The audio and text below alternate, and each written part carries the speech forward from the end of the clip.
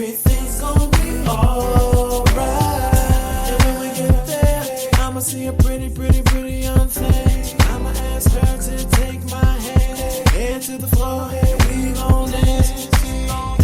And when we get there, best believe we're gonna do a two-step. Ain't no drama in here, so don't stress. Step to the right, then side to the left.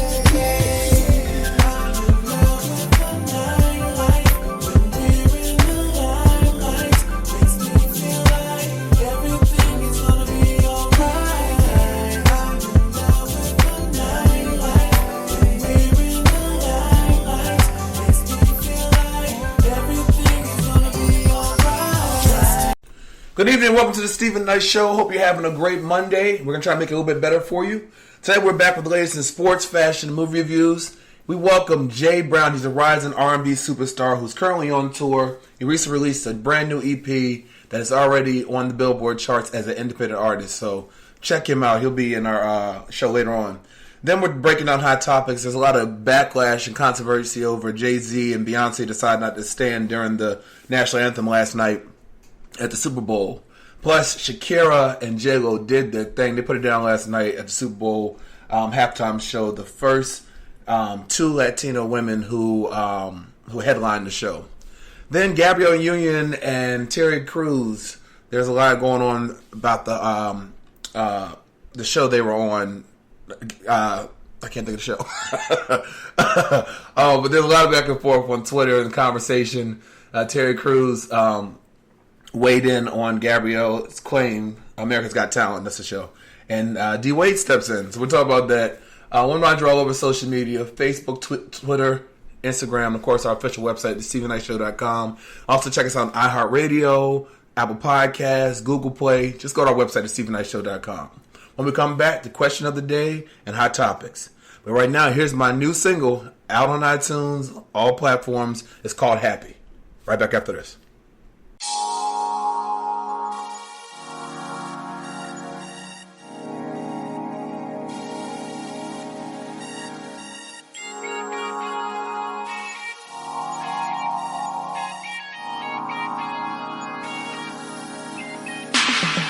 I don't keep it real, don't care how you feel. I'm just like everyone else, do you know what's real? Let go your past, girl, let it all go. Don't judge me according to what you've been through. I know it wasn't right what they did to you. You gon' have to trust me, you gon' have to trust me. I'm nothing like them other guys. Don't let a good thing slip away because all I wanna do is make you happy, girl. Just wanna make you happy, girl. Just let it go, don't live in the past, girl. Make you happy. All I wanna do is make you happy, girl. Just wanna make you happy, girl. Just wanna put a smile on your face, girl. Yeah, I know that it's hard, yeah, you don't need to trust, girl. Don't need to trust, girl. Just trying to protect your heart. All I wanna do is make you happy, girl. Just wanna make you happy, girl. Just let it go, don't live in the past, girl. Live in the past, girl. Maybe you can come and take my hand. I'm not your ordinary man. Trying to do the best you can. You're trying not to give your heart to the wrong one. Wrong one. I know it wasn't right what they did to you. You gon' have to trust me. You gon' have to trust me. I'm nothing like them other guys. Don't let a good thing slip away because all I wanna do is make you happy, girl. Just wanna make you happy, girl. Just let it go, don't live in the past, girl. Make you happy. All I wanna do is make you happy, girl.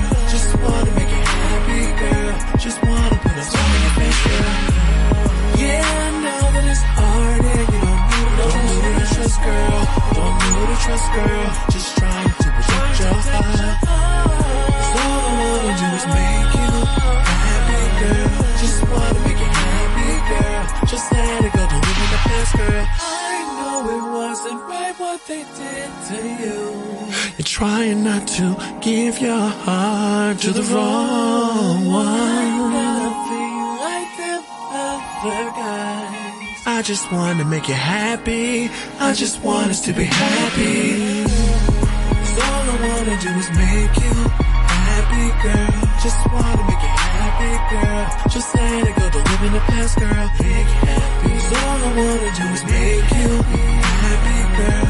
Just want to make you happy, girl. Just want to put a smile on your face, girl. Yeah, I know that it's hard and you don't need to trust, girl. Don't need to trust, girl. Just try to protect your heart. 'Cause all I want to do is make you happy, girl. Just want to make you happy, girl. Just let it go, don't live in the past, girl. Live in the past, girl.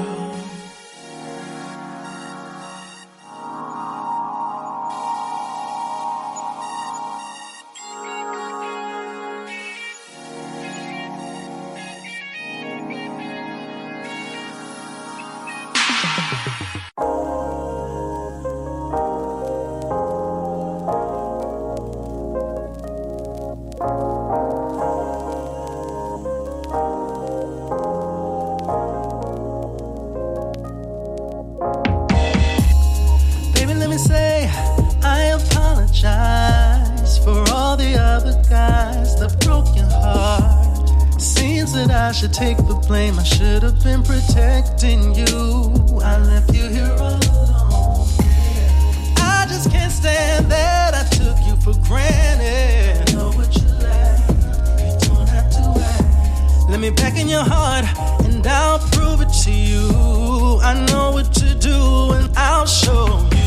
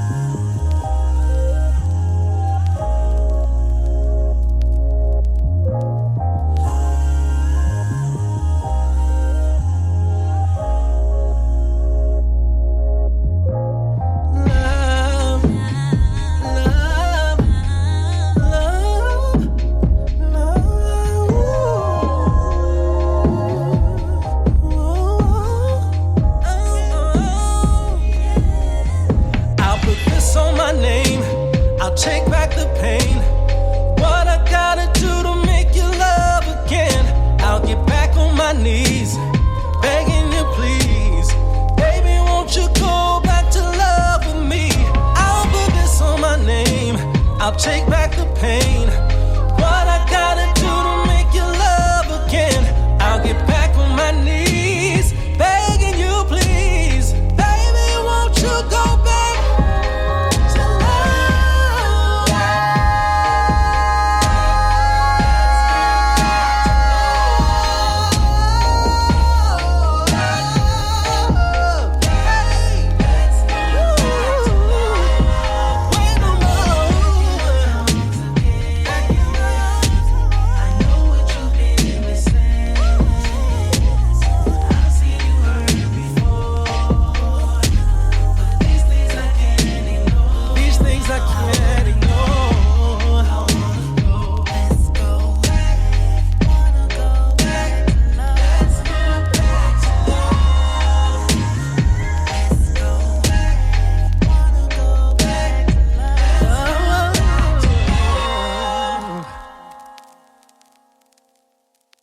what's up, y'all? It's your main man, Ching-a-Ling, representing. And right now I'm hanging out with my folks, and you're listening to the Stephen Knight Show right here, right there, however you want to do it. Let's go. Welcome back to the Stephen Knight Show. This is Black History Month, and so what we're going to do this month, each show, we're going to highlight someone who made an impact on our culture. So tonight's person is Madam C.J. Walker. She invented a hairline, African-American hairline products after she suffered from a scalp ailment, resulted in her own hair loss. She promoted her products by traveling around the country, giving lectures and demonstrations, and eventually established Madam C.J. Walker Laboratories to manufacture cosmetics and train business beauticians. She also was the first American woman self-made millionaire, and she was known for her charity work. She donated towards the construction of an Indianapolis YMCA back in 1913. So we salute you, Madam C.J. Walker, and thank you for what you did for our people. Okay, so you know that there's a movie coming out about her with Octavia Spencer starring as her. Okay, I heard that. Okay, yeah. Okay, yeah, awesome. That'll be dope. And that's a great actress to play her too. Mm-hmm. All right, Miss Parker, how you feeling? How was your weekend? Happy Monday. It Happy. was good. I had a good weekend. I went out to watch the game, but I don't really watch the game. But I went out to actually socialize yesterday, Mm-hmm. doing the and ended up staying out a little bit too late. So I'm a little tired, so I made it through. Yeah, you made it through. Yeah, I had a good weekend. I planned on not doing much this weekend, but I ended up going to this hookah lounge on Friday night called Mustache. It's over actually near you, Miss Parker. And then we had lunch on Saturday, and then I had an impromptu Super Bowl party last night at my house, which was a lot of fun. But yeah, definitely felt it this morning, but we made it through, like you said, we made it through. Chike, how was your weekend? Weekend was good. Yeah, relaxation and then party. Hey, can't beat it. Can't be good combination. Yeah, good combination. All right, well, I'm always in it for the eat. Right, exactly. Well, our question of the day is, we all know this Super Bowl was last night, and Jay-Z and Beyonce were there, but they stayed seated during the national anthem, at the Super Bowl. Demi Lovato, as you know, she performed the national anthem, and it's interesting because they're saying that, and we'll talk about this in our next section or topic, but people are thinking that Jay-Z, once he made that deal with Rock Nation and the NFL, that he was kind of going against Colin Kaepernick. And so while Colin Kaepernick and his girlfriend both posted on Instagram, it was a picture of Jay-Z and Beyonce sitting, and he put, "I thought we were against kneeling, or it was time to get past kneeling," or something like he said like that. People thought he was trying to be kind of shady. What are your thoughts about them sitting down, Ms. Parker? I don't stand for the national anthem, so I guess for me it just doesn't seem like a big deal. I went to a high school game night, senior homecoming thing for my girlfriend's daughter on Friday, and it's in a primarily white area, but Atlanta has a population that's in certain areas are kind of mixed, especially the school district. Mm-hmm. Anyways, it seemed like the black kids and the black family side on one side, the white kids and the white family side on the one side. And so when the national anthem was playing, all the white people stood up, and there was a number of us that didn't, and I didn't. Mm-hmm. It just doesn't seem abnormal to me because I haven't done it in years. Mm-hmm. But I think that the national anthem means different things to white people than it does to us. Mm-hmm. And until it means the same thing to us, we are allowed to sit. Yeah. I get that. I think we lost her. No, I'm here. Oh, okay, I'm sorry. Yeah, you were allowed to sit. No, I definitely agree with that. I agree with you there. Okay. Chike, what are your thoughts? I believe in freedom of protest. That's why the flag is there, allegedly, right? Mm-hmm. For our freedom. Mm-hmm. You're free to express yourself. So, yeah. I mean, If that's how they felt, then that's how they felt. Nothing's more American than that. There were some people that came against him, like Wendy Williams. She was saying that, she loves Jay and Beyonce, but and we have a lot going on in this country, but there's no other country she'd rather live in. And if she felt they should have stood up, and if they don't like this country, they need to leave. Pretty much what she said. And then that woman, Wendy Williams is not a source. right?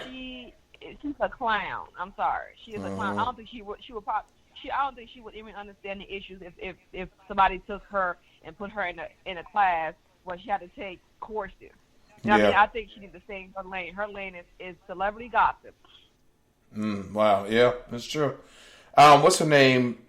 That political person, Lori. What's her name? You know, some of the blonde. Yeah. I'm trying to think of her name. No, her name is. Isn't it Megan something? No, it's Lori Tom, something like that. Oh, Tom, yeah, Lori, yeah. I don't know who you're talking about. Yeah. Well, she had some nasty remarks, of course, calling... here what she said. She said Beyonce and Jay-Z, former crack dealer, sit for the national anthem because apparently the United States of America has oppressed them with millions upon millions of dollars and fans. Sounds rough. Maybe they should try another country that will allow them a little more freedom and success. Then she said something else about, she said... You don't understand, it's not about one person. Right. It's not about one person. Exactly. She said, you hate Donald Trump and the spirit of this nation so much, can't pick your privileged asses off the chair for 2 minutes to pay some respect. Deplicable. People like that... I said that every time. Right. See, listen. Can I say something? Yeah.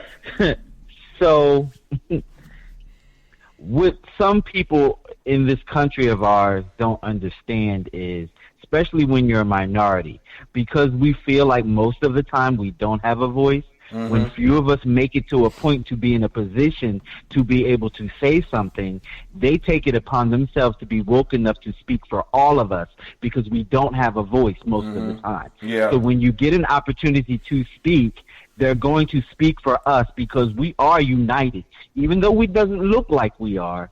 And sometimes the laws keep us from looking united. We're united. Yeah, yeah. Well, tweet us at home, Stephen Knight Show, SHO, and let us know what are your thoughts on Jay-Z and Beyonce staying seated. Well, as we know, Super Bowl 2020 is officially behind us, but for many it was an afterthought because they're still protesting the big event in support of solidarity of Colin Kaepernick. One of Kaepernick's earliest supporters, Jay-Z, faced backlash when he partnered with NFL to place Rock Nation artists to perform at some of the league's biggest events, including the Super Bowl. Well, now Jay-Z is addressing the rumored tension that occurred between himself and Cap following the partnership. The partnership was immensely criticized almost immediately because many felt that Jay-Z was both abandoning the cause and selling out Colin Kaepernick by getting in business with NFL, as Kaepernick practically remained blacklisted and without a team following his stance to take a knee in protest of police brutality. In a recent interview with New York Times, Jay-Z discussed Cap and the reported tension. He said, "No one is saying that he hasn't been done wrong. He was done wrong. I would understand if it was 3 months ago, but it's been 3 years ago, and someone needs to say, what do we do now? Because people are still dying." He also said, "We are two adult men who disagree on the tactic, but are marching for the same cause."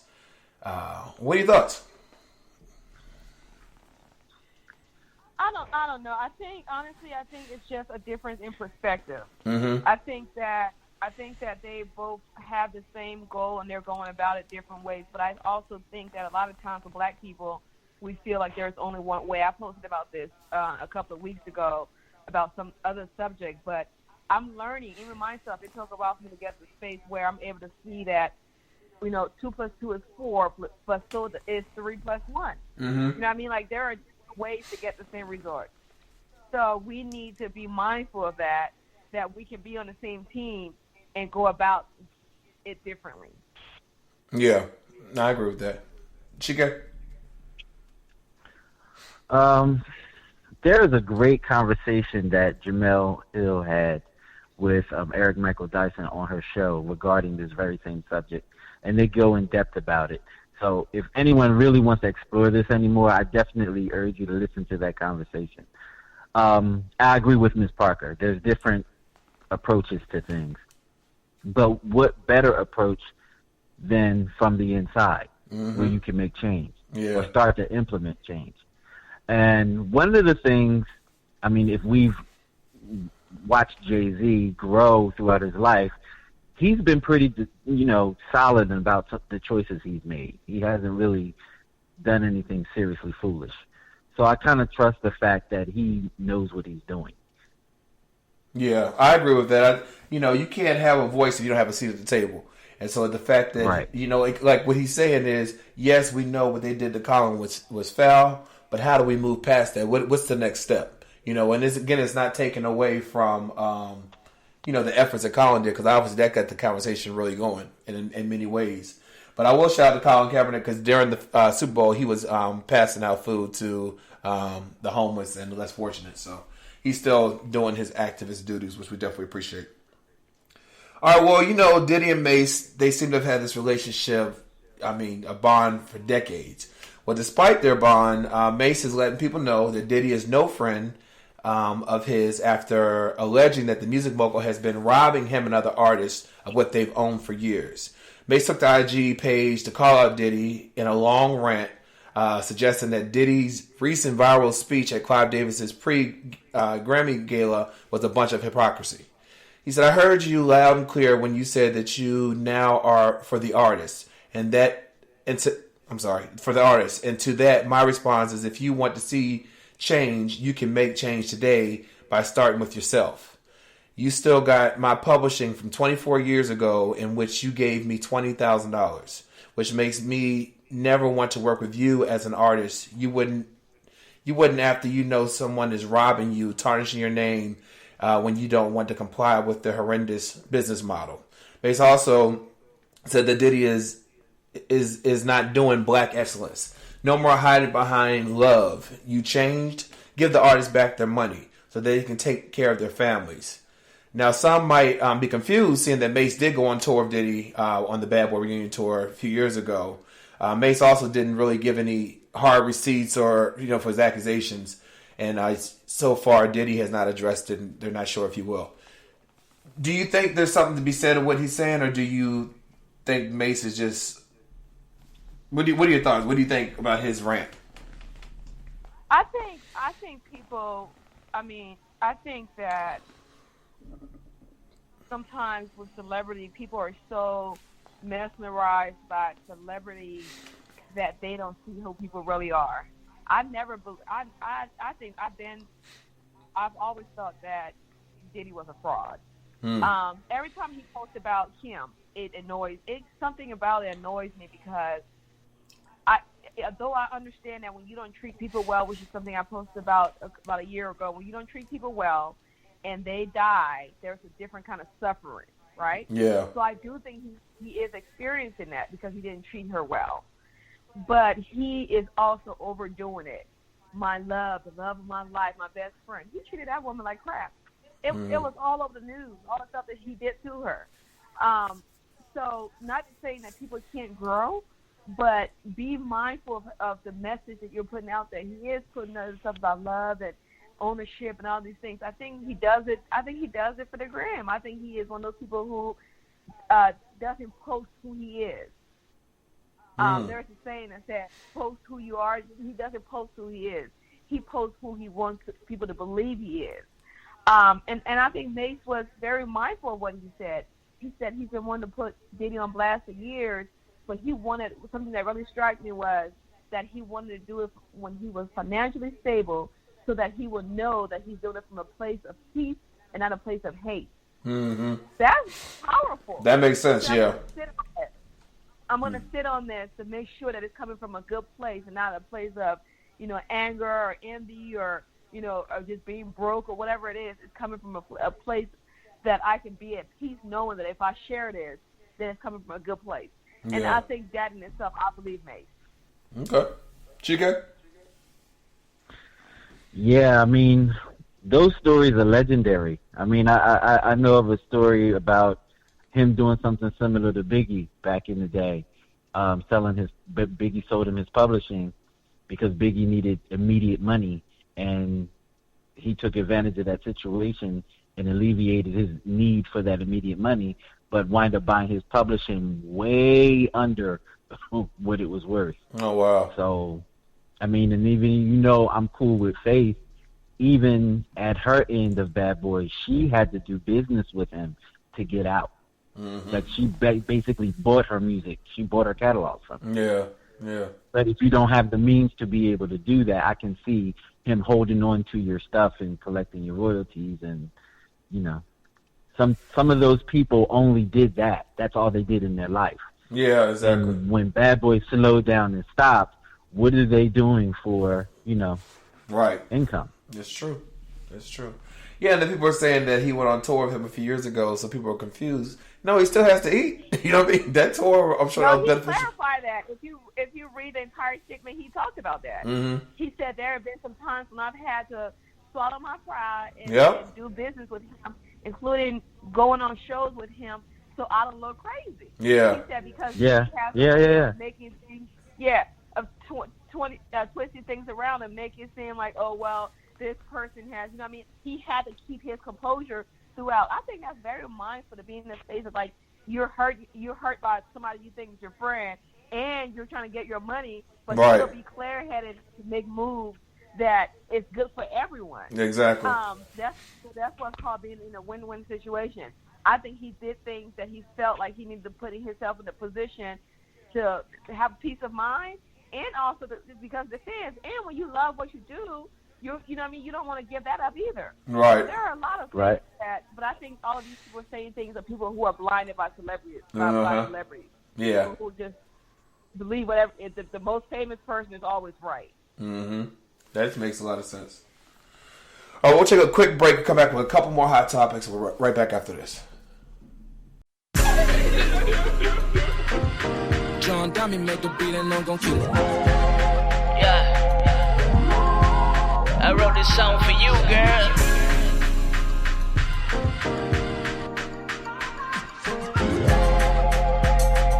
What up, baby? Look, she got good, no feelings. Good, with no feelings. Good, with no feelings. Good, with no feelings. I be thinking about the when I'm dealing. Got me all in my feelings. Good, with no feelings. Let's shoot it, put your hands to the ceiling.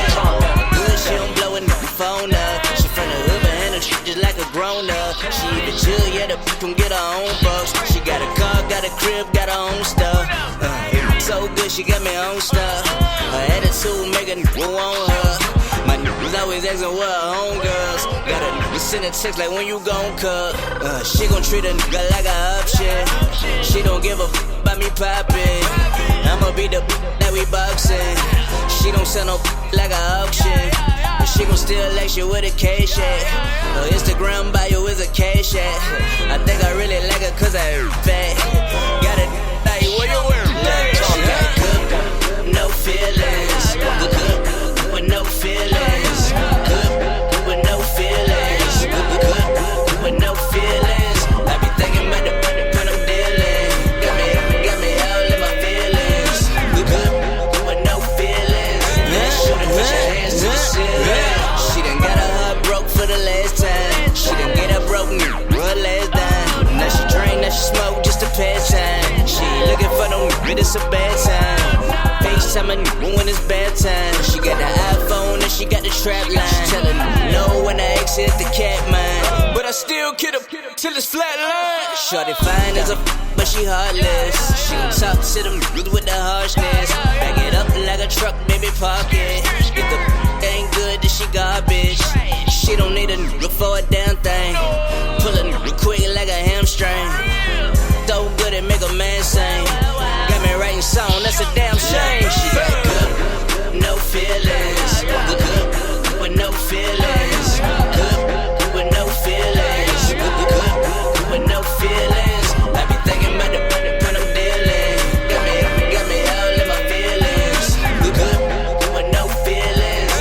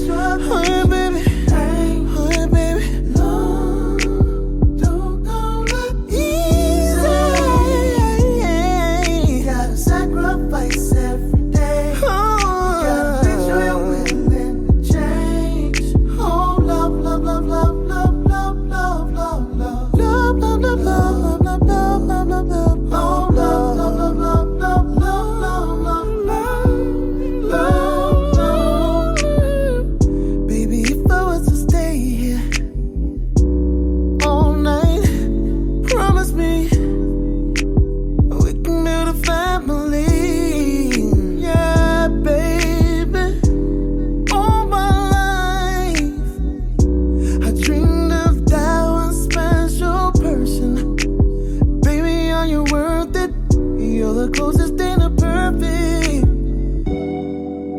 I sleep by the phone, waiting for your call. I'm prepared to give you all. Oh no, baby, love don't come that easy. You gotta put it up on the phone. You gotta make sure I love don't come easy. I cry for you, baby. You gotta sacrifice every day. You gotta make sure you're willing to change. Love, love, love, love, love, love, love, love, love, love, love, love, love, love, love, love, love, love, oh, love, love, love, love, love, love, love, love, love, oh, love, love, love, don't come easy.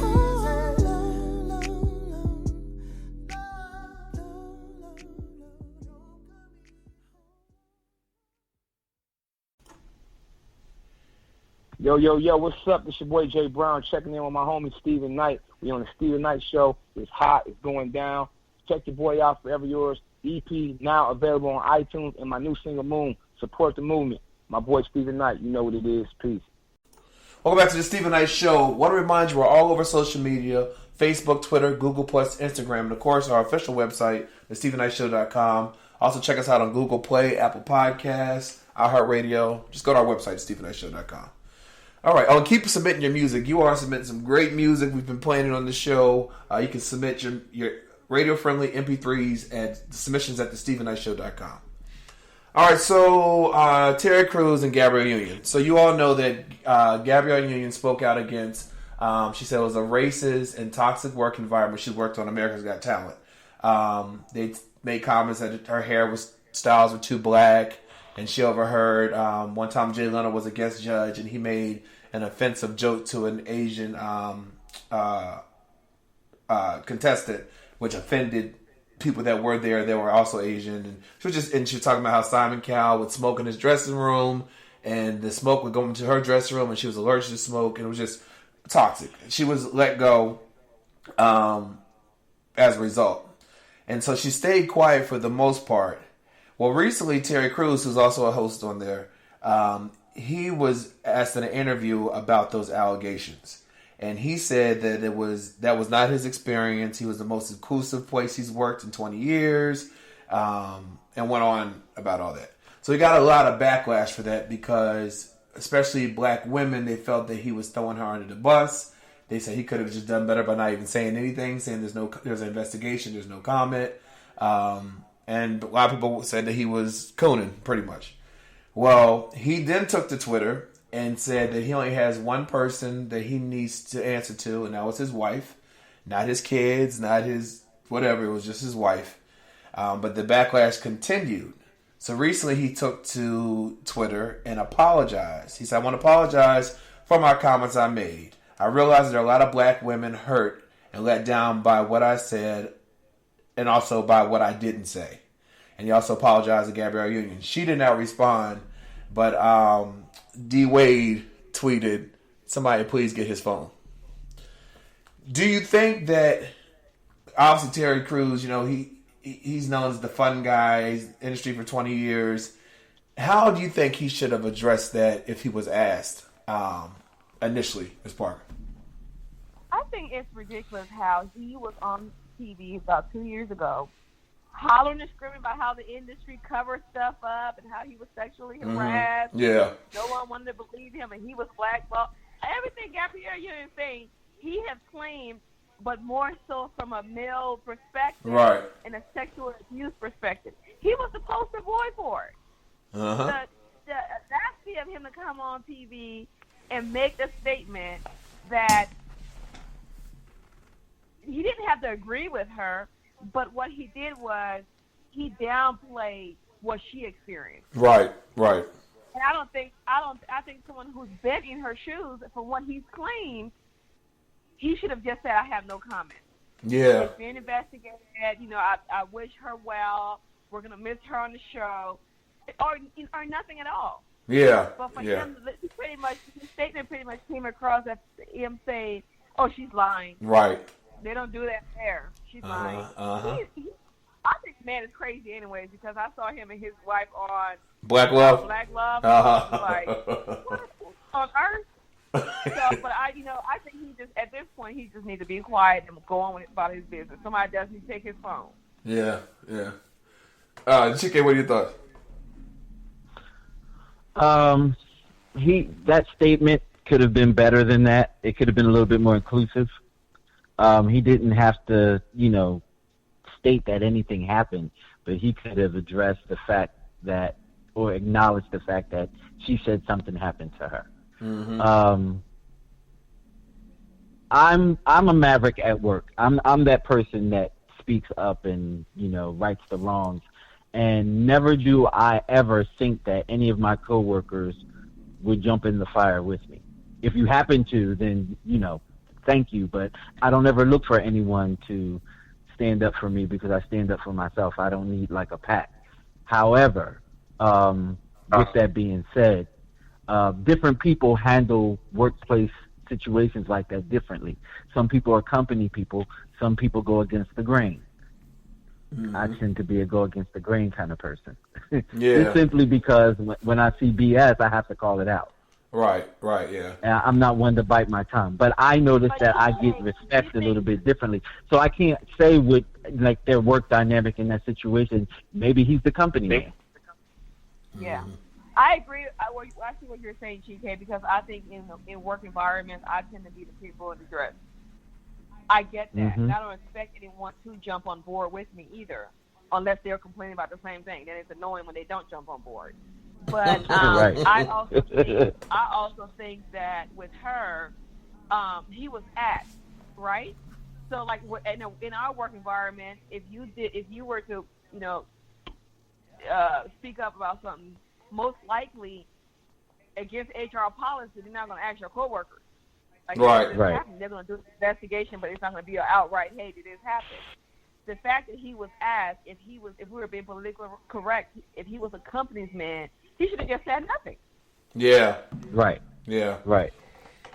And the thing is, but the thing in entertainment though, sometimes they have to put somebody out there to say something, and they pick you because maybe he's more popular, his polls are high, or whatever. He had to be the face for the statement, and they basically probably told him to go out there and say something. He might not have a choice. Well, that's a fool if he did it. And the thing was, when he came up with his allegations, when the Me Too movement, really took off, Gabrielle Union backed him up and supported him. You know what I mean? And so, yeah, I think his best bet would have been not to say anything.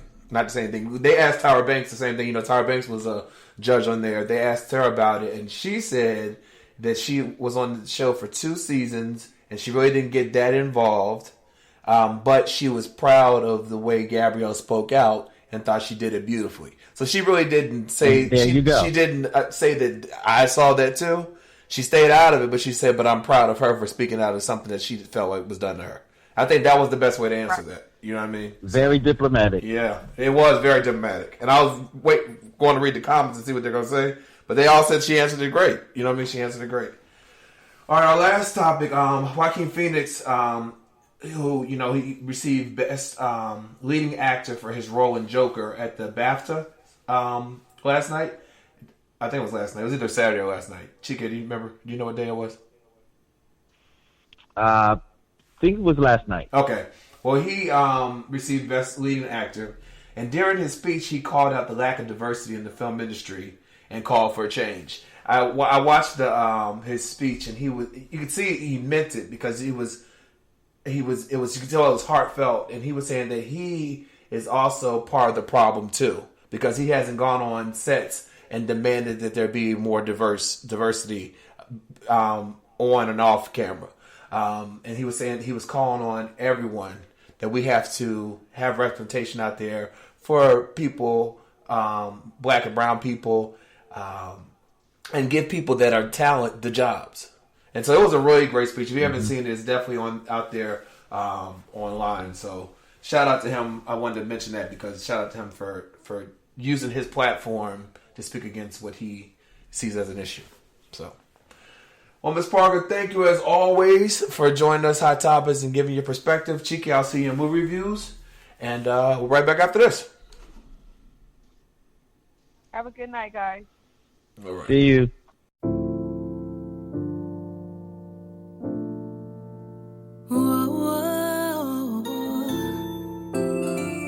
Yeah, yeah. Tell me why every time she comes around, my head starts spinning. Is it something going on? Or maybe I'm just tripping. But there's this one thing that's got me tempest tossed. But I don't want this to be another love that's lost, because I can't sleep at night, and thoughts keep running through my mind.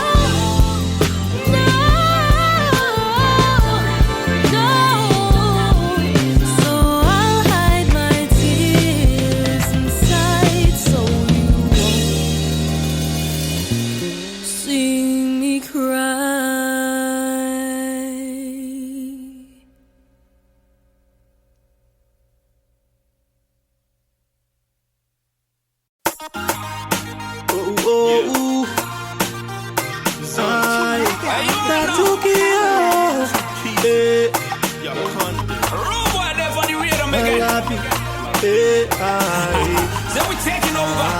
One time. Man can never suffer, suffer, man can never suffer, suffer, man rely on the waiting, but a minute is setting, that's the nigga they chasing, but the trooper she jacking, man can never suffer, suffer, man can never suffer, suffer, man rely on the waiting. But a minute is setting, that's the nigga they chasing, but the trooper she checking. I said the trooper she waiting, she checking, she looking like she not know what they are talking. I told her that trouble she causing, the way that she rocking and shaking her to my Onina Fatumata, put it on me like she from Kakatai. All the men scatter, now Benny I want in a chocolate. When you tie your lapa and you wear your skin test, when you rocking your tuma, Bange, I won't marry you. Chamu, I won't take you. Anything you want, I give it to you. Take my knee, my money, my car, my clothes, my everything, oh. Suffer, Bange never suffer, suffer, I'm relying on the waiting, but a minute is setting. That's the nigga they chasing, but the trooper she jacking. Man can never suffer, suffer, man can never suffer, suffer. I'm relying on the waiting, but a minute is setting. That's the nigga they chasing, but the trooper she jacking. What play you non-see funk get capping? Like I said before, hungry line blocking. You leave it, another scamming with bop it. Grab it, squeeze it with dry face. That the time you will be trying how to catch it. You know you're missing a casa bavete. You face it, all five, trying how to catch it. Then you want speed series now till they get. Pretty girl, let me take you out of dinner. I got a cheddar, forgive me, I was a sinner. Gonna be better from January down to December. Take trips, go to spas even in the winter. So sexy, gorgeous, and beautiful. Everything that we do is so memorable. I'm feeling you from your head down to your toes. Don't have to speak on it, I'm gonna show.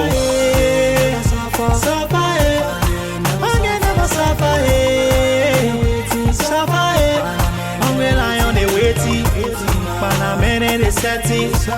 That's the nigga they chasing, but the trooper she jacking.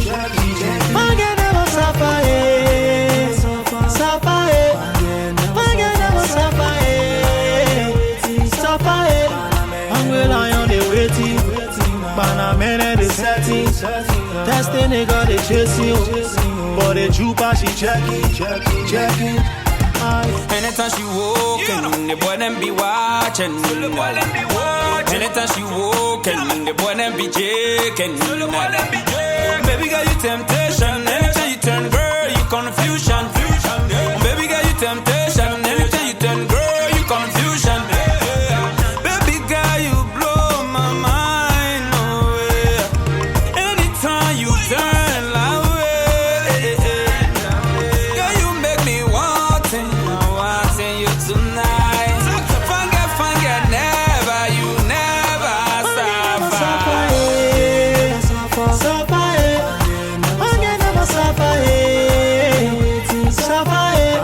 I'm relying on the waiting, but a minute is setting. That's the nigga they chasing, but the trooper she jacking. Man can never suffer, suffer, man can never suffer, suffer. I'm relying on the waiting, but a minute is setting. That's the nigga they chasing, but the trooper she jacking. Welcome back to the Stephen Knight Show. Our guest tonight is a very talented rising R&B singer-songwriter out of Detroit who just released his brand new EP, Forever Yours, which features the smash single, Moon. Please help me welcome the very talented Jay Brown. Welcome to the show. Hey, what's going on? What's going on, everybody? Your boy Jay Brown is in the building. Yes, sir. Yes, sir. So listen, I always start off with, how people got started doing music. But one thing I just read that your mother was actually signed with Motown, and then she got signed by Smokey Robinson. But then she got. I like Smokey Norfolk too. I like right. He's dope. But yeah, so she got pregnant with your oldest brother, and she ended up having to make other plans. Can you tell us about that? What she said about that? Yeah, so she was actually on the verge of being signed. Okay. She was signed to Smokey Robinson, but not Motown. Oh, okay, gotcha. Just, but once Barry Gordy found out she was pregnant, it kind of just ruined the deal, because both her and my aunts, they would always sing at school and talent shows, and someone basically informed, back then in Motown days, that's how they did it. Yeah. Them out, like, oh, go to this talent show, look at Exactly. that, look at this artist. Right. And he was looking for another girl group, and ran across my aunt and my mom, and boom, we signed them, and we used to go to my grandma's house, and my grandma would cook dinner for Smokey, and because they all lived in the same neighborhood. All those Motown artists, they all lived like around the same, like either around the block or the same street. It was just, that's how it was. So yeah, she got pregnant with my brother, and then that was that. Man, so I heard her story on top of you growing up singing in church and the music that you grew up around and listening to. That inspires you really to get into the industry. Is that right? Yeah, basically. Yeah, pretty much. Okay. So tell us about those early days. Those early days, man, my mom used to sing to me. We would sing around the house. She'll listen to classical music. I was a huge fan of classical music and jazz, and it just inspired me, man, just knowing that my mom had such a passion for it. Yeah. I was always involved in sports, but I knew I could sing too, and so, I kind of wanted to follow my mother's footsteps, when it came to singing and, following your dreams. So, yeah, man, that's basically how that went. Well, I love when I was reading your bio about some of your influences being Usher, Jay-Z, Jimi Hendrix, and Nas and Sting. Those are very diverse group of artists. What is it that you think that attracts you to diversity and then those artists in particular?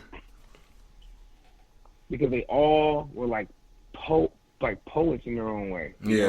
They all told stories, Like I'm into storytelling, not just words, man. Storytelling, right? Yeah. And a lot of those artists, they know how to capture that, man. It's just that realism, that up close and personal. This is what it is, that relatable type of music, and that's what made me just attracted to their art. It was something that I could gravitate towards too easily, because I too, although I didn't share the same stories as them, I knew exactly where they were coming from, because experiences are experiences. Exactly. When you incorporate those experiences to your music, it becomes more heartfelt. So that's what made me really gravitate towards those artists. Yeah, most definitely. I feel that. So, you have singles on Billboard, the Billboard charts, man. When you got when that first single hit that the Billboard charts, what was that like for you as an artist, someone who's put in the work, and then bam, here we are. And it was incredible, man, just to know, that my name is on the most profound, list of everything in the U.S. and I'm unsigned. I'm independent. Right. Yeah. And I'm surpassing all these people who are huge artists. Exactly. I was probably the only artist on that list who didn't have a record deal and who doesn't have a record deal. Wow. So that right there stood out the most to me, because how many people in the world wish they were on that. Mm-hmm. So it was just I can't really describe it, man. It's just one of those surreal type of moments, man. Wow. I'm just forever grateful for it. Most definitely. So tell us how you got on this tour. You're on tour right now with Elle Varner, the Evolution Tour. How'd you get on there? I'm gonna say it was just the relationships, man, and people respecting what we were doing, and giving me a shot to open up for her, because Elle she's a big artist. Yeah, she is. She's not only talented, mm-hmm. and you got to really make sure you bring it in when you open up to somebody like that, somebody of that caliber, and it was just basically, I would just say it was the universe. It was my time. Yeah, your time. I would have to say, sometimes it's just your time for certain things to happen, and this was definitely one of those moments. Right. Is this your first tour? Actually, my second. I did okay. one with BET a long It was BET a long time ago, but Okay. But yeah, this is my second. Okay. So how is this tour? Obviously, I'm sure it's a little bit bigger, but how is this tour as comparison to your first one? What's it? What? And I know it's just starting off, earlier this month, but how's it been so far in comparison to your first one? So the first one was just like a black college tour. Okay, yeah. Go around to black colleges. Yeah. You know, although they gave us the coverage on BET, they had the commercials and stuff. I don't know if you remember the BET Black College Tour. Yeah, I mean, I went to HBCU, so yeah. Oh, me too. I went to Grambling. Okay, I went to State, Virginia State. I went to Grambling. Okay, yeah. Oh, nice, man. Did you pledge? No, I didn't. Did you? Yeah, I'm an alpha. Yeah, yeah, I was this close to being an alpha. I was that close to being all my friends are alphas. That's crazy. See, I can tell, man. You got that alpha energy, man. I'll do it. I'm a really alpha man. Yeah. But no, man, it's just, you know, with the black college tour, it's just, you know, you going around to historically black college universities and just doing your thing. But this particular tour, it's not as, I would say, it's just more so like, it's more intimate, you know. Yeah. It's more mature. Mm-hmm. It's more. It's a lot more real, you know. And what I mean by real is just like you've been with a whole bunch of young kids on the BET Black College. Exactly. Like not to just whatever, you know. Have a good time, right? Kind of like, yeah, people really want to come hear some music. They want to, you know. So yeah, I would say this one's a little more different because it's just a little more serious, you know. That's dope. Dope. But yeah. Okay. So you recently released Forever Yours EP. I mean, I just listened to Moon. Dope record. Tell us about the EP and what was your inspiration behind it? The inspiration behind the EP was just, you know, me wanting to bring back that kind of like old school vibe and you know, kind of fuse it with a modern twist. And because that's where I come from, man. That's the kind of music I've always enjoyed listening to. And the fact of the matter is, you know, I'm a firm believer in treating women right. Right. You know, and not to say I never had, you know, any hiccups and haven't done things in my past when I was a kid, but now I'm a man, so it's like, you know, I got to think as a man. I sincerely believe in treating women right, and you know, and just kind of incorporating that in my music today can potentially encourage other men and black men in particular to do the same. You know, because right now, you know, love just doesn't really exist, you know, and people gravitate towards music. So it's like, hey, you know, if people listen to my words and they say, man, this brother, young brother, he's thinking like this, damn, maybe I should think like this. Exactly. Yeah. So, yeah. You know, I think, you know. Oh, by the way, go ahead. I'm sorry. Oh, my bad, bro. My bad. You're good. I was gonna say, by the way, and for anybody who want to, you know, catch these songs on my EP, you can download it on iTunes, man. Yep. You know how I go. One simple click, man. Moon is on there, my new single. Yeah. Everything is on there, man. You know, I just want people to support the movement because it's all about love, man. It's something that you can enjoy, your aunt, your grandma, whomever, man. Let's take it back to that real music. That's all I'm trying to do. Feel me? I definitely get that. I was gonna go through the titles real quick, and you tell me something about that song that stands up, that you want the listener to hear when they listen to this particular song. Okay. So the first one is Honesty. Tell us about that song. Sure. Honesty, you know, you basically just letting the girl know how you really feel about it. You know, without you in my life, my world is going crazy. And it's a person who's just in love with a girl who, or a woman who, you know, you can't get off his mind. You know, I can't get you off my mind. I want to show you exactly, expressively through song, through, you know, my overall actions, how I legitimately feel for you. I'm letting you know this love is real. I'm not playing any games. You're the one I want to be with. You're the one I care about. And, you know, just putting it all out there on the line. Putting it out there. That song sums up. Putting it out there. Yeah. All right, the title track, Forever Yours. Forever Yours. Forever Yours is basically what it states. I'm forever yours. I am undeniably yours to the end of time. You know, you are mine, I am yours. Through ups and downs, highs and lows, you are my lady, and I'm going to treat you as such. I'm going to be there for you, I'm going to ride for you, I'm going to die for you. All I'm asking in return is for you to do the same. That's it. You know, but I'm forever yours. You're forever mine. Let's make it happen. All right, all right. I found you. I found you, man. The woman I've been searching for all my life. You know, she's finally here. After all these women I've been through, all these women I Not been through in the sense of sex. Right. Clarify that, because they're like, huh? But been through in the sense of, experiences, Yeah. It's like the growing pains, kind of. Like I refer to, like plenty of fish. There's plenty of fish in the sea. Mm-hmm. Are you gonna find the right one? Right. And this is it. I found you. You are, everything I've been looking for, everything I've searched for so long. So now that I have you, I'm gonna keep you. All right. And that's what it is. Give it to you. Give it to you. Now, again, let me tell you, that title states, give it to you. That's exactly what I'm saying. I definitely want to give it to you. But monogamy. Yeah. I want to give it to one woman. It's a little upbeat song. It's upbeat. That song charted as well. It did. Last year. It sure did. It's raunchy in a sense. Not raunchy, but it's sexual in a sense. But it's sexual experiences with one woman. Right. Your woman. Right. Yeah. So when I'm at work, all I can think about is my lady. When I'm on tour, when I'm wherever, when I get home, I'm giving it to you because I think about you all day, all night. That's what it is. Like, you mine, I'm yours. When we get home, look at them sheets. You already know what's going down. It's going down. It's going down, man. All right. Sunrise, sunset. Sunrise, sunset. Again, we focusing on love.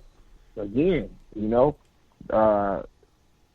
she's my sunrise and sunset throughout the entire day. Mm-hmm. Every day I see you, I want to wake up. I want to go to sleep with you because you're mine. I ain't thinking about no other women.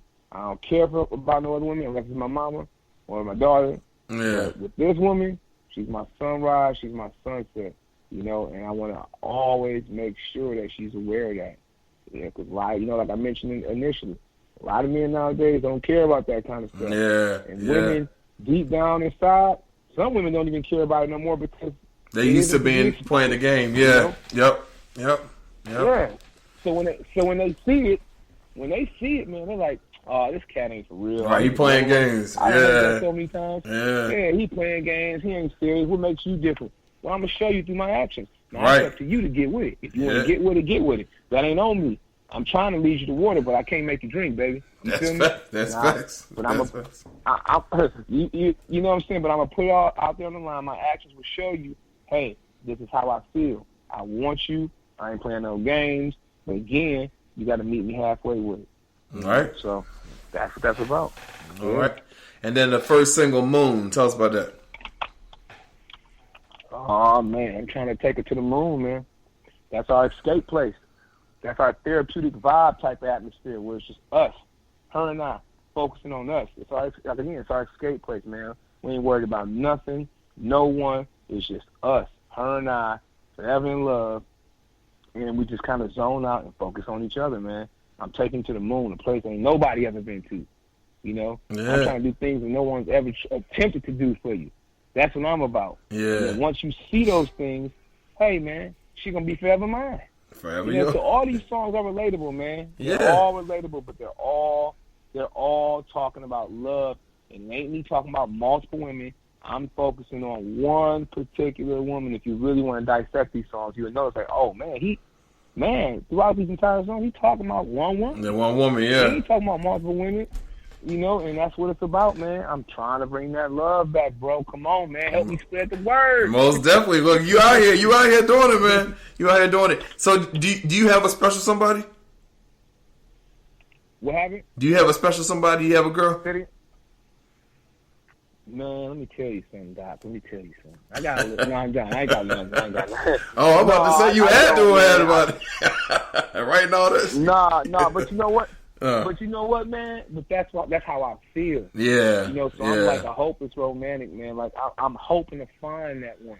Yeah. Like I've never been in love, bro. I'm gonna be honest with you. I've never been in love. Okay. Never.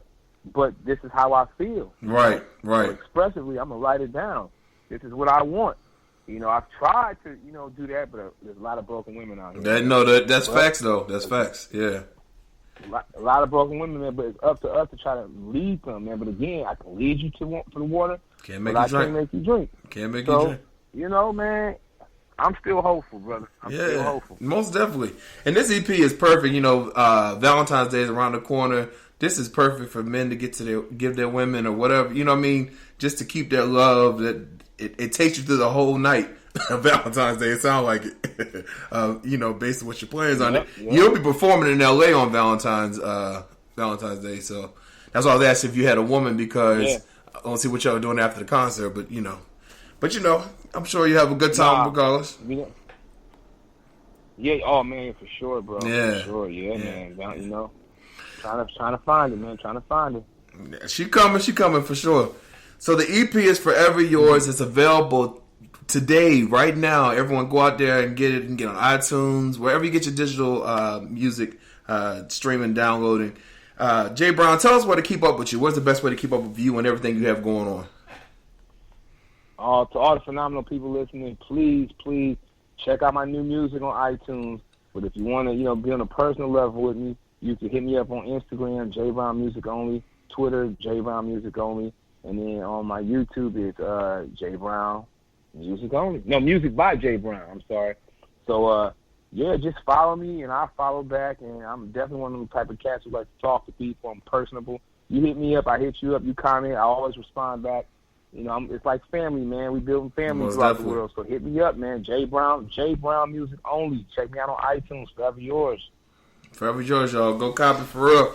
J Brown, man. Yep. I wish you nothing but continued success on the tour with the new project. Finding your woman. It's all coming your way, man. You're doing your thing, and congratulations to you with all you have going on, for sure. Thank you, brother. I really appreciate you taking the time out, man. And all the best to you in the world, man. So thank you so much. I appreciate that. Look, our thanks go out to Jay Brown for joining us tonight. EP, Forever Yours. Go get it right now. And for more information, go to our website, thestephenknightshow.com. We'll be right back after this.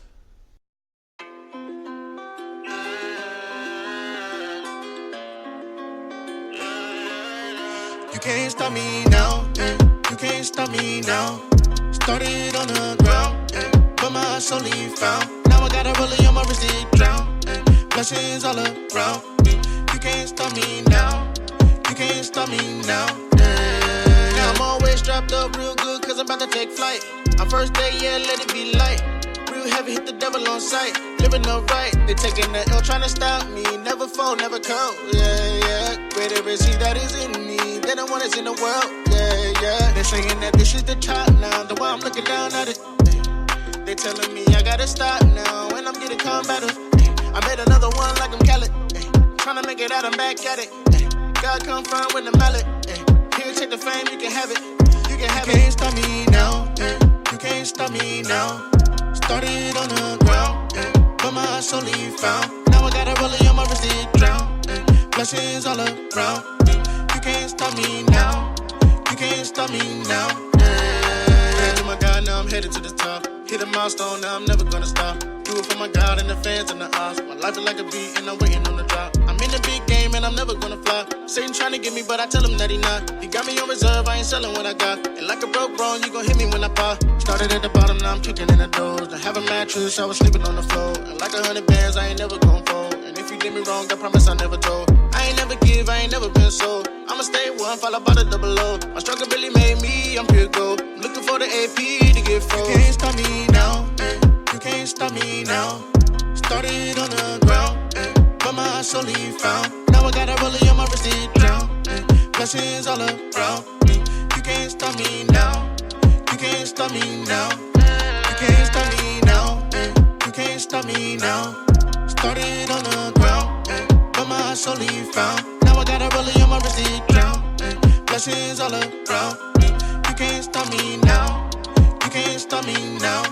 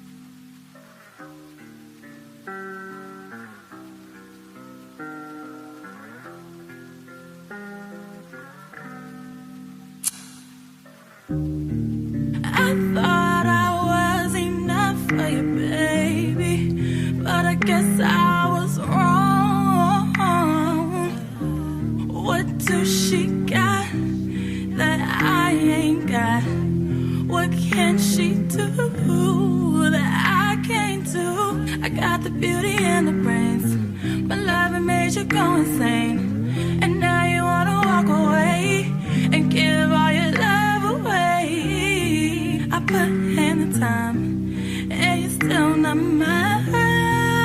Ooh, you're so stupid. Baby, I'm the baddest. You could've had it. How could you lose me? Baby, I'm the baddest. You could've had it. How could you lose me? Was it worth it?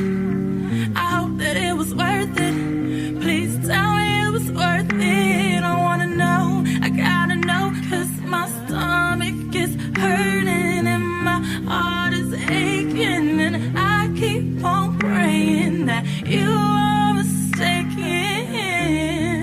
Ooh, she can't talk how I talk, she can't walk how I walk. Ooh, how could you lose me? Baby, I'm the baddest. You could've had it. How could you lose me? Baby, I'm the baddest. You could've had it. How could you lose me?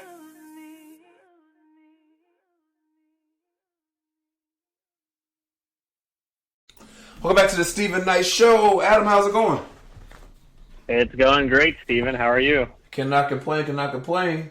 I know we have... Well, first of all, did you watch the game yesterday? Were you part of that Super Bowl madness? No. We tuned in a little bit just to see how it was going, and it was the halftime. It was like about 5 minutes before the halftime show, so that was fun. Yeah, that was really good. But then we watched a few more minutes of the game, and we didn't really have much interest in it, so we moved on. I understand. And that. I hope that's not. I don't. It'll be interesting to see the numbers. I know. No, they had 99.9 million people tune in. Isn't that crazy? Oh, really? Mm-hmm. That is ESPN.com. crazy. Is that a record, or is that kind of on the? It was on the high. It said it surged, so I guess that was. I don't know if it's the record, but I know it definitely was huge for them. For the league. So. Yeah, I bet it's because, and I don't care for the Patriots one way or another, but I bet it's not having the same team in it every year kind of, it's just a little bit of a mix-up. Probably gave people an incentive to watch it again. Exactly. All right, well, I'll let Chike take it away with movie reviews. Perfect, thanks. So I will kick us off. And this is the movie that Chike mentioned last week. He reviewed. It's the Guy Ritchie action comedy.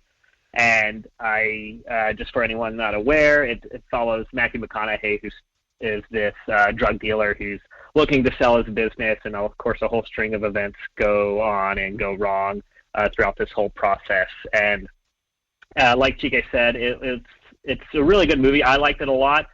It's not the strongest Guy Ritchie movie, but it is the ideal Guy Ritchie movie in the sense that you know what you're getting into while you're watching it. You're going to get kind of the crazy plot lines, the whole very Britishness of it. Hugh Grant does a great job.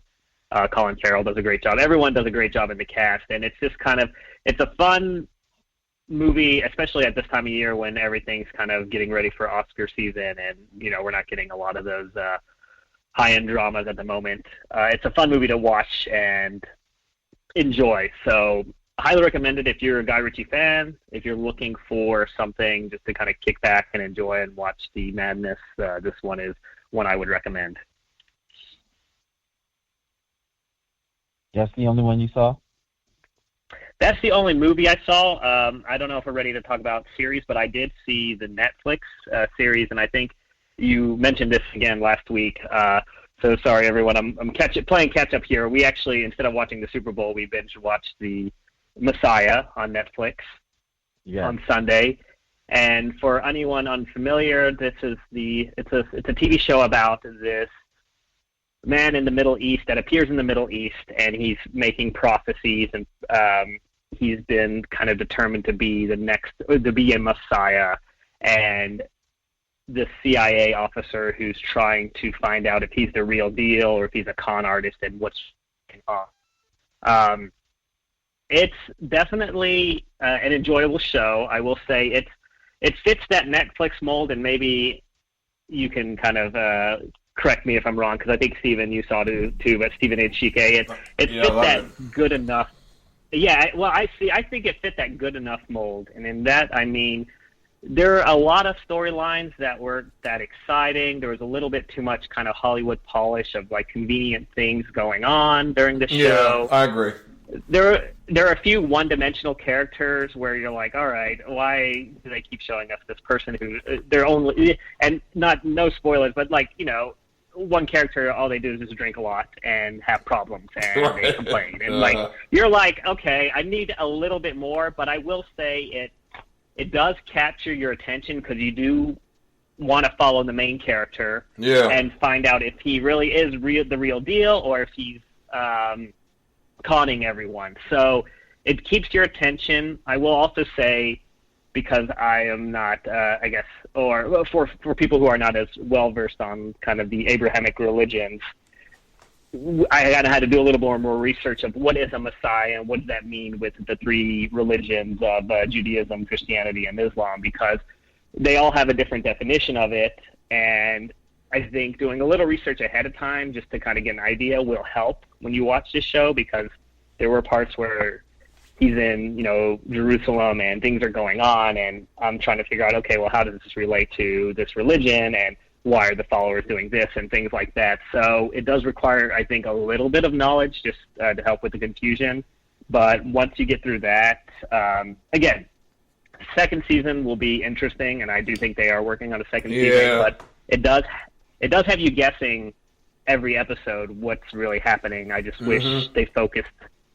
It's like any TV show, you know. There's characters you want them to focus on, and there's characters that are filler. And I felt like there's a lot of the filler characters, and I really just want to focus on the main characters. Okay. But I would recommend it. It's only 10 episodes. It's on Netflix. You can power through it in one day. We did. I did too. Yeah. And again, there's a lot of, and I do like that they use like the local dialogue and they use subtitles when they were in the foreign lands. It felt more authentic, and it didn't feel like everyone's just using an accent speaking English. And yeah, I mean, a great job all around, but don't expect, and I say this going off of just watching Watchmen, the HBO series, you know, a few weeks beforehand, which I think was an amazing show that did everything right in dialogue and character development and story, and then don't expect that, I guess, and just expect kind of your run-of-the-mill Netflix show. Yeah, Watchmen was a work of art, wasn't it? Yeah, and it's a shame that, you know, they're not going to go back for a season 2 because the producers decided not to come back, and HBO said, well, if they don't want to do it, we're not going to do another season without them, which I think was a tough decision. Tough decision for HBO since it's such a popular show, but it's the right thing, right? We've seen it happen with Game of Thrones and other shows where it goes on for too long. So, but I was very intrigued at the end of Watchmen to see what would happen next. So who knows? Maybe they'll change their mind. They've done stranger things with other shows. Exactly. So who knows what will happen? But yeah, just another endorsement for Watchmen. If you get a chance, go watch that because you won't be disappointed. Right. So I saw 2 films. The first film it's called Night Hunter, and it stars Henry Cavill, Ben Kingsley, and Stanley Tucci. So if anyone was wondering what Mr. Cavill has done since he stopped being Superman, is he made The Witcher on Netflix, and he's also made this movie, Night Hunter. And Night Hunter is basically him being a lieutenant on the police force, and he's solving kidnappings and abductions, but comes across a vigilante of sorts who basically castrates pedophiles. And due to an abduction ring that's happening, they run into each other. It's very, very interesting. Henry's character is basically divorced, so he's in a state of flux, but he's also committed to his job, and he gets lost in his job. It's very, very interesting. It's good to see him in a different role, and I can see now the projects he's picking after the whole Superman thing. It's more has more meat on it. So I guess he wanted to go explore and do more things outside of Superman. Can't be mad at that. This movie gets an A+ for me, just simply because it's a mystery. It's gritty. It's dark. We haven't really seen him like this before. So definitely check that out. It's called Night Hunter. The second film is called Dark Water, and it stars Mark Ruffalo, Tim Robbins, and Anne Hathaway. And basically, this is based off of a true story of attorney, I'm trying to get his name right, Bilott. I think that's his name, Bilott. He basically sued DuPont for poisoning people in West Virginia town, because DuPont's plant is in West Virginia, and they basically destroyed the water. And people had been drinking poison for years. And unbeknownst to them, they were slowly dying. And this guy started the lawsuit. It's very interesting. It's very sad because it's based off of a true story. And you see just communities of people being poisoned, and the big companies is railroading over the town. Definitely check it out. And there are a lot of scientific facts in this movie as it relates to everyone that lives in the great United States of America. And basically, at the end of this movie, you find out that we all have poison within our bodies, and it all probably came from Teflon. Basically. But it's really, really interesting. Like, you learn a lot of stuff with this movie. And it's also entertaining because it has a great build-up to it. You know, he's going through all kind of turmoil in his life because the law firm that he's attached to basically defended companies like that. They were their allies. And then he turned and went rogue.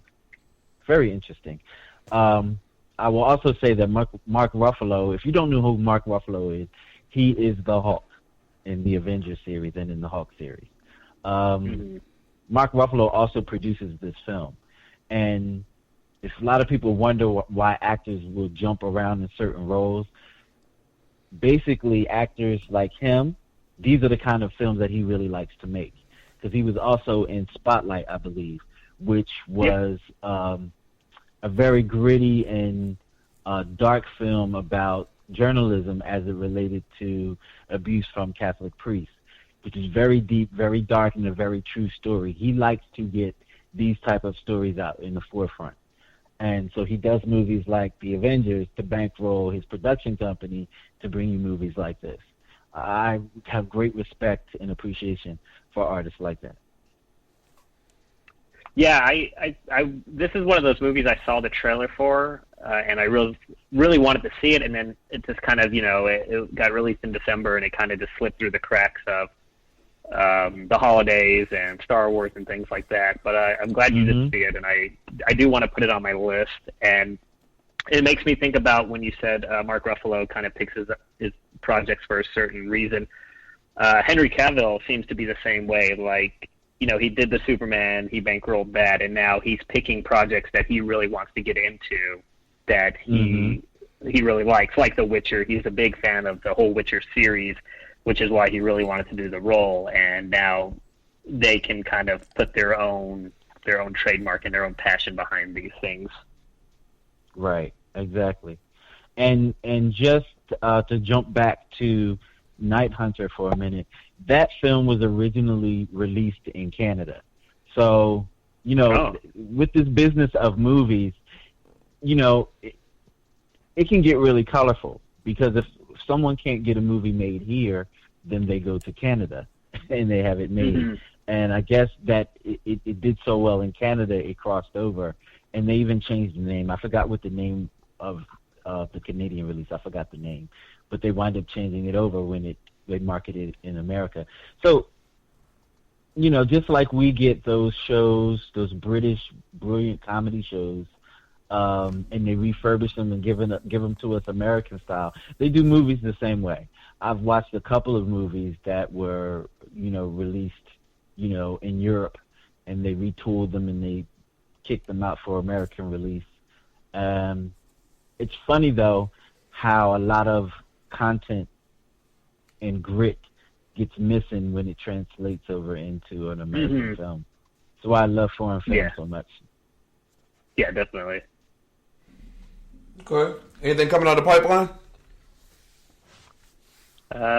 The only main thing for me is Birds of Prey. I haven't seen Birds of Prey.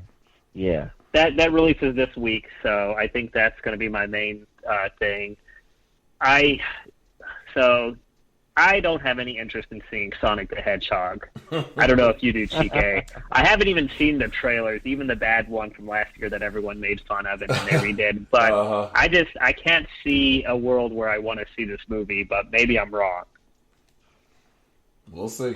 So what movie I did wind up catching, and it was really good. I mean, I know it's been in the theater and it's passed. I think you saw it, Adam. Was Alita? Battle Angel, yeah. Yeah. Oh my God, that was so good. Yeah, I enjoyed it. I know it got a lot of bad press, but I mean, it was fun. It's exactly what you expected from it, right?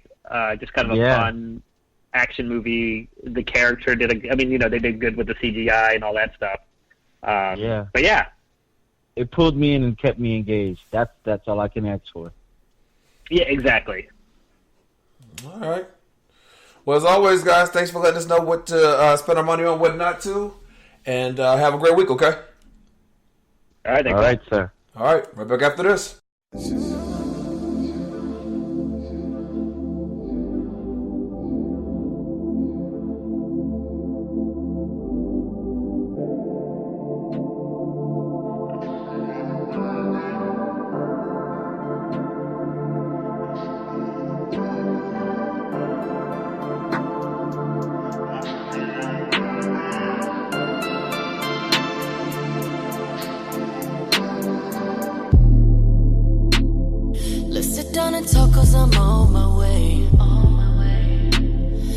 Dress all that shit that we had to say. Got me caught in my feelings, I'm not okay. You say fuck off, you hate me, I'm feeling away. Hold up, wait a minute, I ain't shit. Well, you ain't either. Pack your bags, I got a hit. You've been evicted, get out of here. You press my buttons now, I'm talking shit. I'll shut my phone off and hit the club with my friends. Get out my face talking all that shit. I swear I'm done, had enough of it. You talking, keep walking ahead.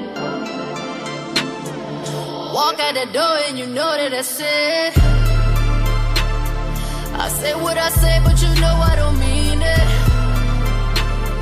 And you say some things that I know you don't mean. I say what I say, but you know I don't mean it. And you say some things that I know you don't mean. You're down on your knees begging me please now. I'm doing me now. I'm doing me now. You're cutting me deep, starting to bleed now. I'm feeling weak now. We argue for weeks now, and I just had a long ass day. So please get the fuck on my face. Not trying to go back and forth with you. Please take the door with you. I'm trying to get in my pace. Well, hold up, wait a minute. I ain't shit. Well, you ain't either. Pack your bags, I got a hit. You've been evicted, get out of here. You press my buttons now, I'm talking shit. I'll shut my phone off and hit the club with my friends. I say what I say, but you know I don't mean it. And you say some things that I know you don't mean. I say what I say, but you know I don't mean it. And You say some things that I know you don't mean. I say what I say, but you know I don't mean it.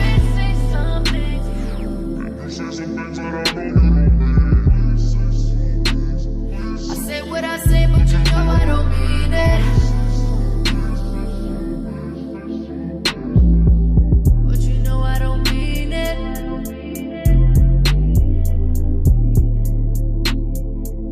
But you know I don't mean it.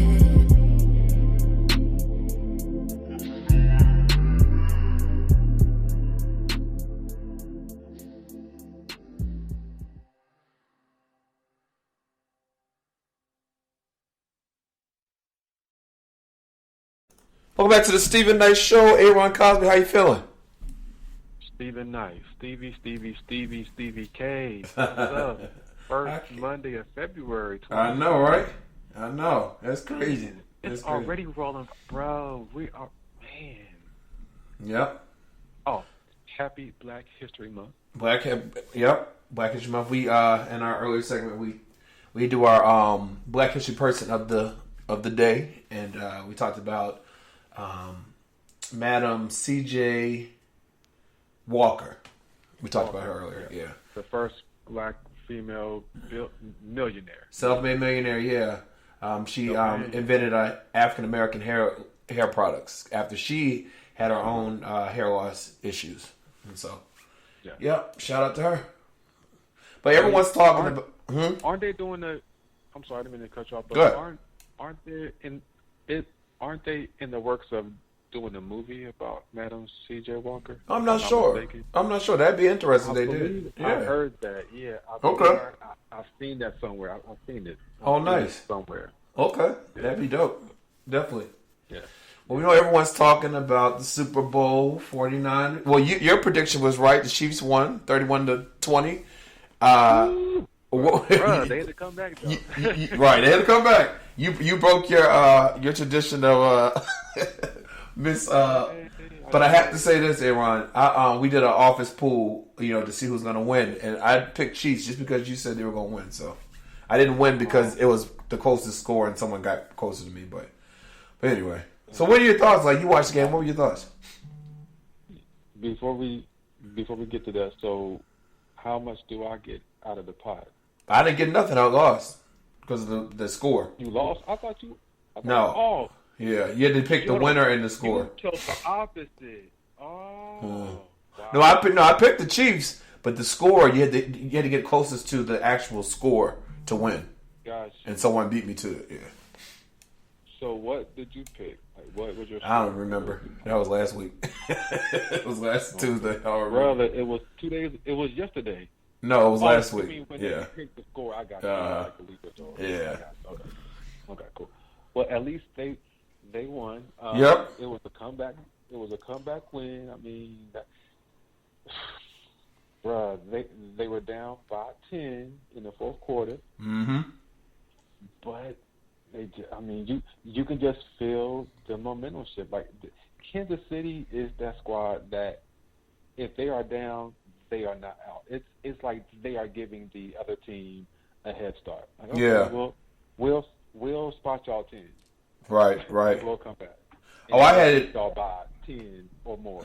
Actually, wasn't that bad, Aron. I had Kansas City 35-21. It was 30-20, so I wasn't that bad actually. Oh, you wasn't. Steven, that was good. Yeah, very good. Yeah. Anyway, you should have got at least maybe like $5. Well, the person that won got 31-24, Chiefs. So. Oh yeah. So you probably came in second? I mean, you were like the second closest, probably. Yeah, I was the second closest. Yep. Okay. Almost. But this is their first win since 1970. I mean, for the Super Bowl. Yeah. It was their first Super Bowl win since 1970. That's crazy. 1970. Do you know who was president at this time in 1970? No, who was that? I can't think. Richard Milhouse. Oh. Nixon. Yeah. Richard Nixon. Yeah. Yes. Well, everyone's excited for Andy Reid, the coach, because everyone says how great of a coach he is, And this was his first win, right? And this is his first Super Bowl win. First Super Bowl win. Yeah. Because he took the Eagles to the Super Bowl back in 2000 and something. 2000, early to mid 2000s with Donovan McNabb as the quarterback, and I think they had Terrell Owens was on that squad also, and they lost, and I believe they lost to the Tom Brady led New England Patriots. Okay, yeah. Well, they the Chiefs did it. They did it yesterday. Were you surprised? Like, did they were able to come back? What were your thoughts? You know what? Nah. I mean, okay. I was a little like that. The first 3 quarters, it was kind of like, what's up, Kansas City? It was just close and neck and neck. And then when the Niners got that 10-point lead late, going into the fourth quarter with it, I'm like, I don't know. I'm like, some don't feel like, come on. And I tell you, it's like Patrick turned on the light switch. The light bulb came on. Yeah. The power switch was on. The defense just stepped up. I mean, the offense was spectacular, and San Francisco was just shocked, rattled, beat up. I mean, it was bad. But the head coach, Kyle Shanahan, the head coach for the Niners, guess whose offensive coordinator that he was? Who? A few years ago. Take a wild guess. Not the Falcons. Yes. Okay. He was their offensive coordinator when they lost that 28 lead. Yeah. He can't catch a break. Now you know that he's getting it. Dude cannot catch a break, man. He can't catch a break. Wow. He can't. So but what were your thoughts on it? Yeah, I was just glad the Chiefs won. I was just glad they won. I was trying to get this trophy, for our office thing. Yeah. But I did like. Did you see the viewership was up this year? It was 99.9 million people watched the Super Bowl. Oh, nice! Isn't that crazy? Okay. Yeah, that is crazy. That's good. I think because it was actually a Tom Brady-less Super Bowl, which I think is good. Right. Same old same. No disrespect. Exactly. Let me rephrase that. It was a New England Patriot-less Super Bowl. Yeah, exactly. People were just over it. It's always the Patriots. Always like, you were just over it. Like, come on. And so, viewership went up because it was a new team. And right. You're bringing in new people. Because I'm telling you, if it would have been Tom Brady in the Patriots again this year, viewership, in my opinion, would have gone down. It would have gone down because people weren't going. Yeah, it's like, okay. What were your thoughts on the halftime show? I thought they killed it. There's only one thing that was funny. So I guess Lady Gaga had a concert the night before, and she said to the audience, "I better not see no lip syncing tomorrow." And she started singing. But I was like, "You can guarantee they gonna lip sync tomorrow." Why would you be? J-Lo don't sing live, and neither does Shakira. But they killed it. They had a great performance. I mean, their performance made up for the lip syncing because they killed it. They had some political points during the performance. About the Latin culture. The fact that they seem to be under attack under this administration, and so they were showing that pride. And there was the first time, of course, 2 Latin women were the headliners for the Super Bowl. So I thought they did amazing. What about you? It was about time that they had 2 Latin performers headlining. Yeah, this should have happened years ago. I mean, it's past time. So it was great. Yeah, that was the best part to me of the Super Bowl up until the fourth quarter. Yeah. It was. I was like, okay, Jennifer Lopez, man, she got it. Like, 50 years old and to be holding that pole like that. I mean, that's strength. You know what I mean? Right. Yeah. I'm like, this woman. I mean, Okay, we all know. Okay, she's not gonna give you runs and Whitney Houston, Right, vocals. I mean, right. can't nobody touch Whitney Houston. She's not a vocalist. Yeah. But she's definitely a performer. Most definitely. She is very most definitely entertaining. Yeah. She's an outstanding performer. She's an entertainer, performer, and she served it. Absolutely. Most definitely. And Shakira, she killed it too. Pretty good. Mm-hmm. She was cool. She was cool. I thought for a second maybe Beyonce would have kind of came up and they would have did that. I knew they were gonna do that. That Beautiful Liars song, but I'm like Beyonce. I'm like, nah. They could have done without Beyonce. Maybe, but Beyonce looked like she ain't trying to do all that. Nah. But for a second, I thought maybe if they would cut her like a nice fat check. But then again, nah, because is Jay-Z and Beyonce, are they cool with the NFL? Are they not cool with the NFL? Like, well, he's part owner. He has a part ownership with them. What? Doesn't he have a part ownership or part of it that he owns a small part of the NFL? I don't know if you can own part of the NFL. You That's mean was a team? No. Of a team. Well, anyway, I know he has some deal with them, so his artists can have they have a partnership. Okay, a partnership so that his artists, Rock Nation artists, can be featured at like the Super Bowl and at different events that the NFL has. Okay. I mean, that's cool because some people were making a big stink about the fact that Beyonce and Jay-Z they didn't get up for the national anthem. I mean, that's whatever. That's freedom. Right, exactly. While we are living in the best country in the world. You're able to do that, and it shouldn't be an issue. Like, okay, exactly. Last thing, what did you think about the opening when they had the little boy running with the football and stuff? I don't know if you saw that part. I think I missed that part. When it first started. Yeah, I missed it. So I was having an issue with my sound bar. I hit something and I was trying to get that back once. I missed that part. Okay, if you get a chance to, it was actually the introduction. Like he's running. He has blonde, like the Odell Beckham blonde hair, whatever. Playing football with his friends outside in the park, and then he's kind of running, and people are telling him take it to the house. So he's running through like Las Vegas and Los Angeles, and New York. Like he's running through all these cities, and he's interacting with all of these different football players and athletes. Right. And then he ends up running out into the football stadium in Miami, like live. Like it was how they did. It was pretty cool. But if you get a chance to watch that, okay. But yeah, it was cool. Super Bowl. I mean, it was good. Yeah. Patrick Mahomes, congratulations. Yep. Andy Reid, congratulations. Kansas City Chiefs, congratulations. By the way, Kansas City, where they play at it's in Missouri. It's not in Kansas. Now there is a Kansas City, Kansas, but the football team is in Kansas City, Missouri.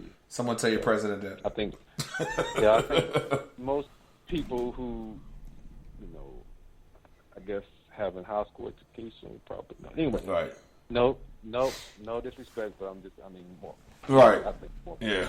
Yeah, people should have. Kids know that. But anyway, just had to say that. Mr. President, you got to do better. Come on, step it exactly. Step it up. All right. But, one more thing on that also.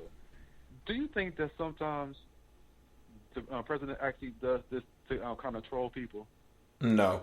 I don't put it past him, but I think that was just a dumb mistake he made. I think some of the stuff that he actually made, and maybe I'm giving him too much credit, but maybe a part of it is like, I'm just going to do it and just get people distracted and talking about this and talking about that. Because his ego's too big for him to make himself come off like he doesn't know something. You know what I mean?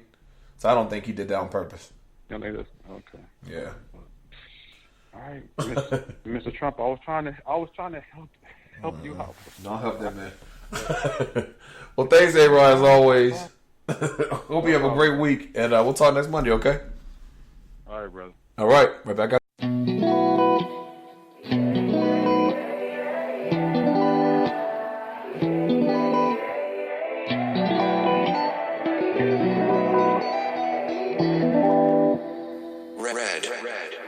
moving slow. I'm 45, yeah, we catching vibes. Hit my line, Roger Clementine. Sweet like lemon lime. Put in work, put in time. Tryna to ignore the sign. What's your sign? What's your type? You like boats, you like flights. I just wanna know ya.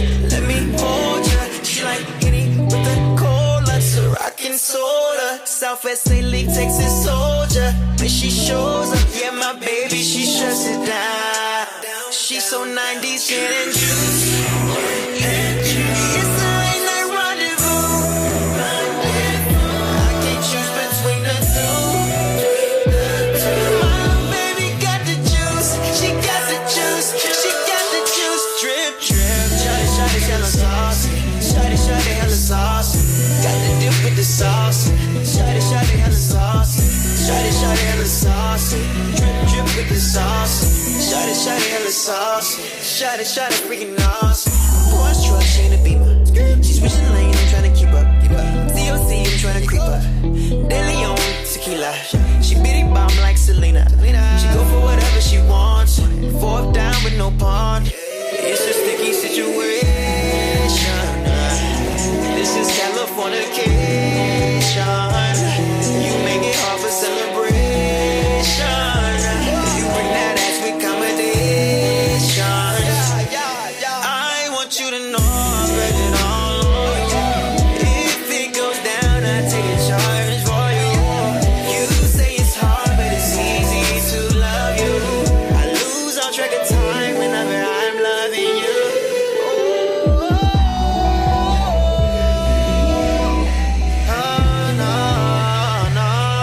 So 90s gin and juice. It's a late night rendezvous. I can't choose between the two. My little baby got the juice. She got the juice. She got the juice. Drip, drip. Shawty, hella sauce. Shawty, hella sauce. Got the dip with the sauce. Shawty, hella sauce. Shawty, hella sauce. Drip, drip with the sauce. Shawty, hella sauce. Shawty, freaking awesome.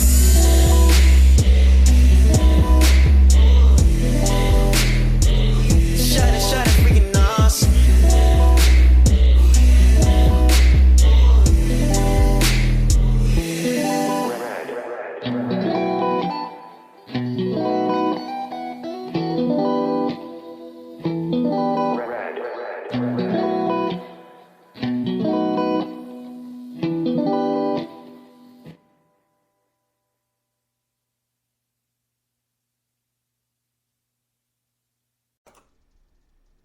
This is Janera, and you're listening to The Stephen Knight Show. Well, listen, that's our show. I want to thank you so much for tuning in tonight. Special shout out to Jay Brown for joining us. Hope you all have a great week, and we'll talk again next Monday. Peace and good night. Tonight is all eyes on me. Everything's gonna be alright. And when we get there, I'ma see a pretty young thing. I'ma ask her to take my hand. Head to the floor, we gon' dance. And when we get there, best believe we're gonna do a two-step. Ain't no drama in here, so don't stress. Step to the right, then side to the left.